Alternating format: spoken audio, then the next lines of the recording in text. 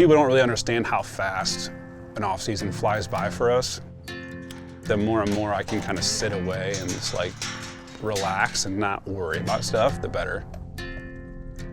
He doesn't really get too city. If anything, it's the opposite. Let's rock. But you'll see all the stuff that I've done in the last couple of days. Not days, years. Dadgummit. Boom, let's rock.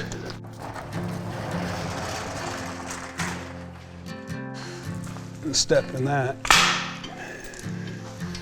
Boom. I think it really helps him slow down. The season is go, go, go. They're on an airplane all the time. They're traveling. He's always in a different place. Like if I looked at, just mapped out where he is in a month, it's more than most people could even handle. And I'll show you something. You want a snack? Here, let me find him. I already found one.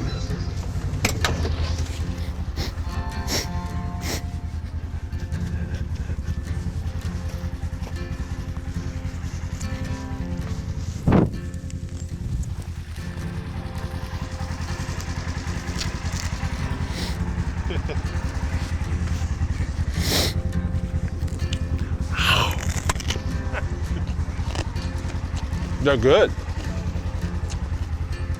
They're a little dirty, but they're good. A radish.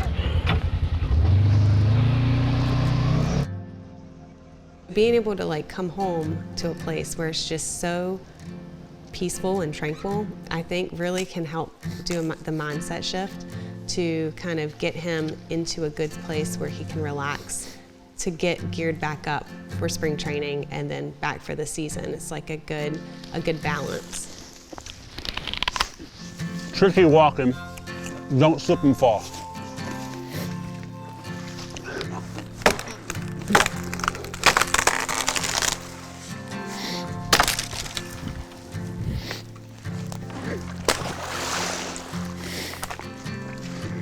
All right, come on. This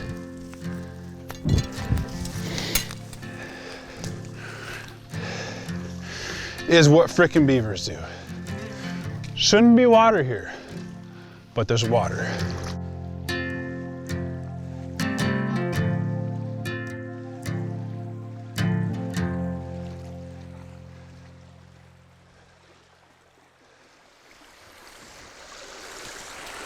Within 24 hours, this will be redone.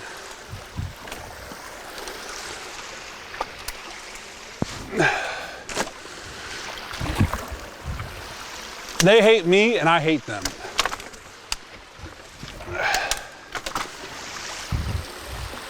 Like how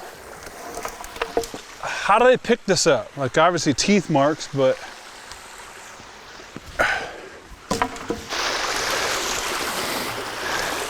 I don't see Bo doing this. Bo couldn't get his hair wet. I think Varsho, you put Varsho in here and he'd have every dam knocked out and have the happiest smile on his face. So I think Varsho would be the guy. If I'm contracting out a guy, Varsho's the guy.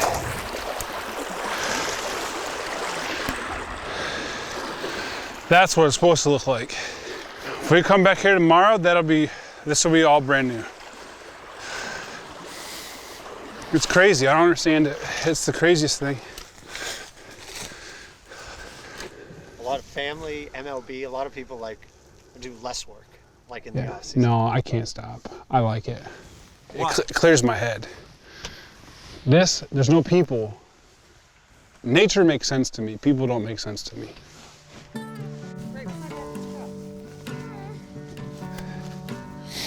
I met Chris here in Eastern North Carolina. He was playing baseball for the Edenton Steamers, which is a Coastal Plain League team here. My roommate and I went to the game, and him and another teammate wrote their phone numbers on a ball and gave it to the ball boy. It was during the game, and I was like, I don't want her to leave, so we gave the ball boy and ran. We had like a little 5-6-year-old, and I said, hey, go give this to her. So that's what I did. And the ball boy brought it up to us in the stands, and that's how we met. Do you want milk? Do you want milk? No, water? Okay. What you being shy for? Bouncing around from city to city with families and constantly taking flights with 2, 3 kids, and I mean, the amount of work that they do 24/7, we're not there. I mean, for me, not having to worry about all that stuff is obviously a big load off my shoulders. So yeah, I mean, her support and how much she kind of gives up to make sure everything goes smoothly is huge. Scooch over. Scooch over. Get your booty on. You never know how selfish you really were until you have kids. My entire life outlook has changed. I mean, even like my appreciation for my parents. Here, come stand over here. Come stand over here. It won't shoot out. It might shoot out this far. I try my very, very best to leave baseball at the field, as hard as that is. I know a lot of people struggle with that. Heck, I still struggle with it. But I mean, if my daughter is happy to see me, then like if I'm upset about something at the field, then I feel like that's just, I don't want her to be around that environment. Come sit down and eat. We gotta leave here in a little bit. And then we gotta pack your snack. He is her best friend. She loves me. I'm the fixer of the boo-boos, I brush her hair, things like that, but he is her absolute best friend, and I'd say that he would say the same thing. You don't know. When don't you know? You always know. What are you talking about? All right, I'll pack it. You want fish? That's gotta work. Go over there. That's the biggest thing I think with kids and having a family kind of thing is you have an understanding of that, like, baseball is not the most important thing.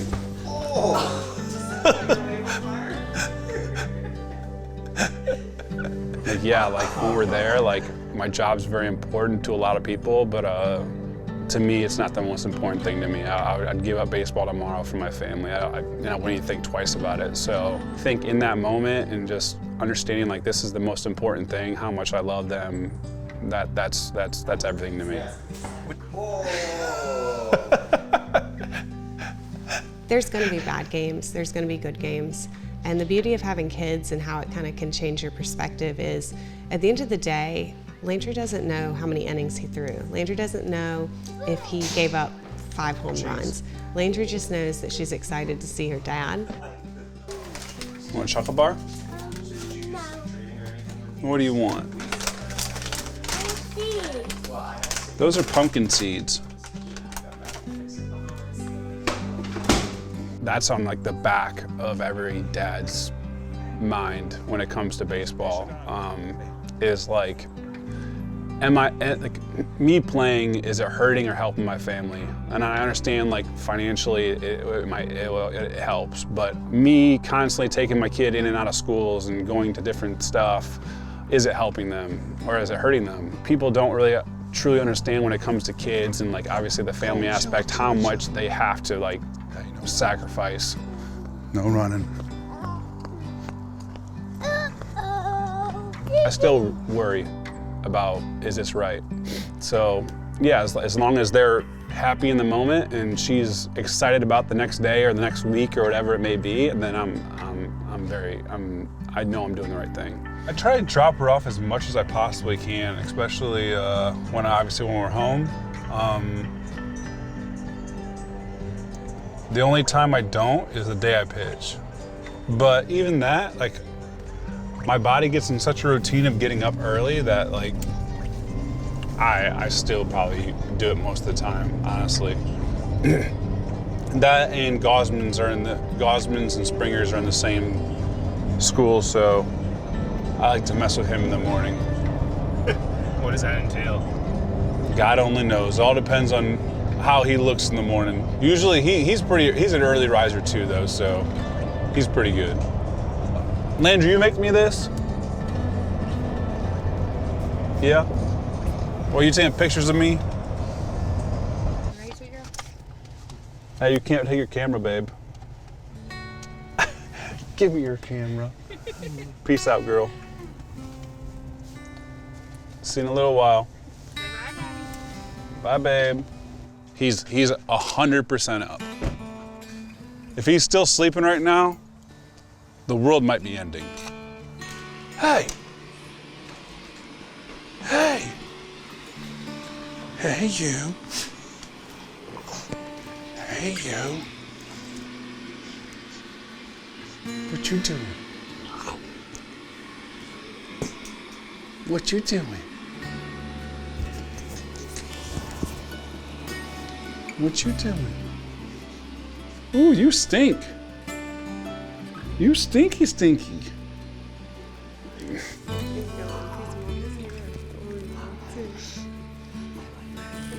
Say hello. Hello. We knew Chris was going to be out of town. I told her, I said, watch, Chris is going to leave to go to New York and again face this old team, and I'm going to have the stress of having to watch him on TV, and I'm probably going to go into labor. I had texted Chris and said, listen, I know that we had agreed that regardless, you're in New York, you're going to pitch this game, but I'm going into, I'm having contractions. Where you crawling? Where you crawling? He crawls like a sniper.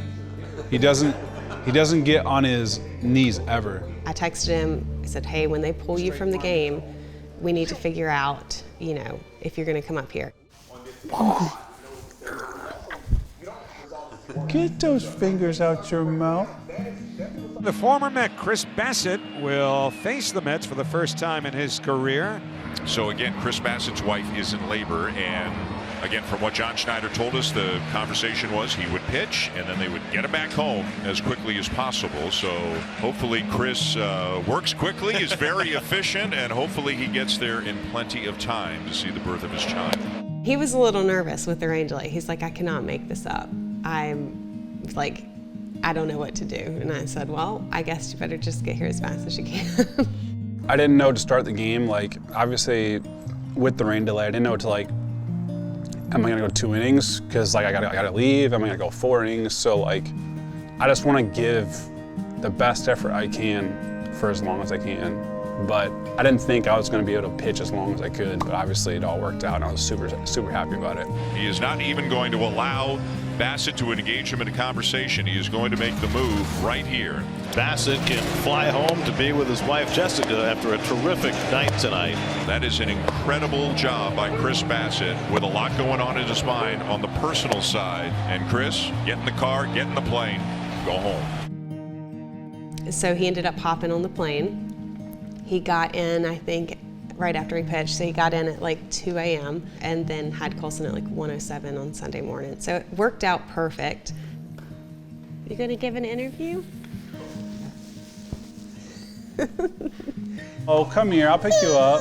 I'll pick you up. The more special moment for me was like the next morning, like seeing my daughter's reaction to him, her understanding like this is a family and this is like your brother. I think that was the coolest part to me, was just like seeing her reaction of all that. I think that was, that part of it will always be like this most special part of it for me.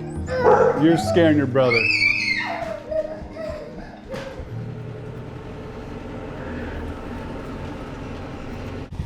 So the battle continues.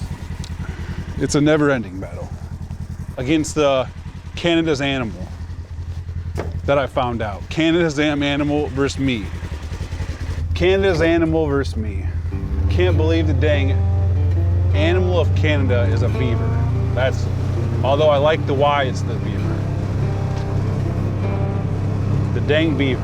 Some days I get to like go out to the farm, relax, and I have really nothing to do. And there's some days like, dang, like I got a lot of work. So yeah, like right now I think I got a lot of work. It's more so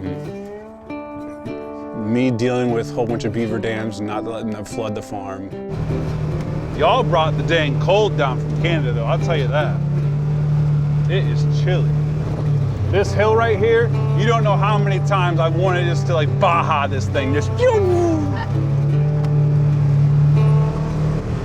I've wanted to absolutely just fly, but I know ditch and a ditch and I'll end up in the ditch. All right. Round of million, here we go. Off-season Chris Bassitt is quiet. He just lays low. We don't talk about baseball a ton unless it's him starting the conversation. In the off season, we talk about baseball none. And it is hunting and fishing and beavers all day. Beavers, beaver dams, all day long. It's incredible. I don't understand how it's possible. I don't get it. And we're back. I mean, literally, I don't understand.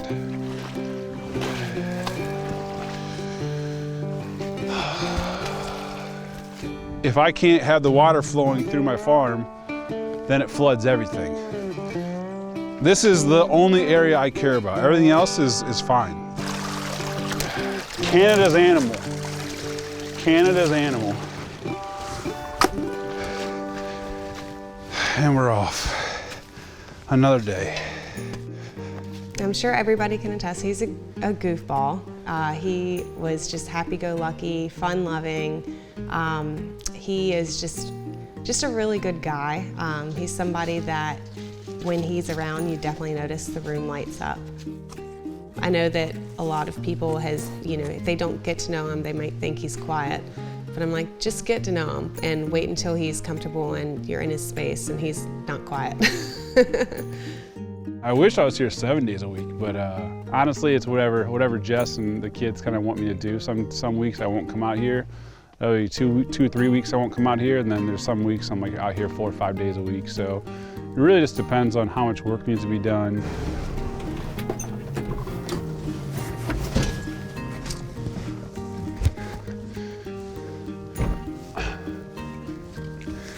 And now where there wasn't a path, there is.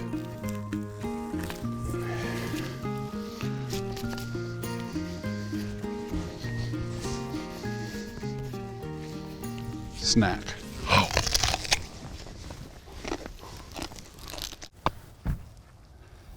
Hey, Ans, what are you? Is that a Nerf gun? All right, you want baseballs? No, you can't put baseballs in there. It doesn't launch baseballs. It only launch. Here, let me throw them. You want? Oh, you got Daddy's glove, huh? I know. Can I have it? And then you give me the baseballs and I throw them? Yeah. No. There's a side that people don't see on the field. I'm sure on the field and on TV, everybody sees like him, he's passionate, he gets angry, but when he's around his family, when he's around his kids, when he's around me, he's very just outgoing and easygoing. Shay, ready?